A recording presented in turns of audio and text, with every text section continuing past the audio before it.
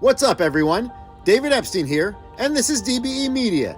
Today we're doing a quick documentary-style story on a Canadian name you've heard 1,000 times, even if you didn't realize it. Because Pearson isn't just an airport, it's a person, Lester B. Pearson, and his story is honestly one of the most impressive Canadian journeys ever. Pearson was born in Newtonbrook, back when it was part of York Township, basically early GTA life before it became the city we know today. Not a billionaire family, not some celebrity pipeline, just real, regular Canada. He grows up sharp, disciplined, athletic, the kind of guy who earns respect the old-fashioned way.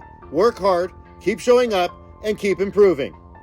Then World War I hits, and like a lot of young Canadians, Pearson steps forward. He enlists and starts in a medical unit, doing the unglamorous, brutal work that war actually looks like. Later, he trains as a pilot with the Royal Flying Corps. And here's the thing, he doesn't read about danger, he lives it. He survives a crash in training and even gets taken out of service after being hit by a bus in London during a blackout. After the war, Pearson finishes school, studies at Oxford, and instead of chasing fame, he goes into public service. Not because it's trendy, but because he believes Canada could matter on the world stage. And this is where he becomes a legend. Pearson becomes one of Canada's top diplomats, and during the Suez Canal crisis, he helps push the idea of UN peacekeeping, a practical, grown-up solution. Separate the sides, lower the temperature, and stop the world from spiraling.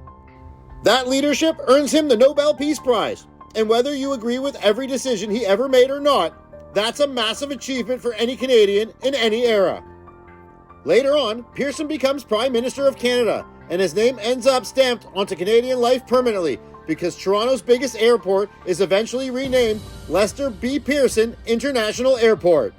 So every time someone says I'm flying out of Pearson, you're not just talking about a terminal and traffic. You're talking about a Canadian who lived through war, served through pressure, and helped shape how the world tries to keep its peace. And here's my honest take.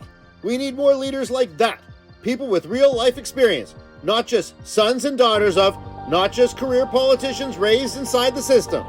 Because inheriting influence isn't the same as earning wisdom, and being born near power isn't the same as carrying responsibility when things get ugly.